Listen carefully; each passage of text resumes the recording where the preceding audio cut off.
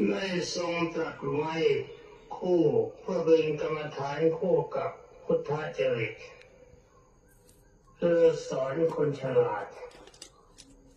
ถ้าคนโง่พระพุทธเจ้าไม่ทรงสอนกรรมฐานบทนี้ที่โง่จริงๆได้แก่โมหจริตกับวิตกจริตองค์สมเด็จพระธรรมสามิตรไม่ได้สอนอะไรอย่างอื่นเลยนอกจากให้ใช้กำหนดรู้ลมหายใจเข้าออกเท่านั้นเป็นนี้เพราะอะไรเพราะว่าองค์สมเด็จพระพุทธวันทรงทราบว่าถ้าจะสอนควายให้ร้องเพลงแล้วก็เป็นเพลงภาษามนุษย์มันสอนยาก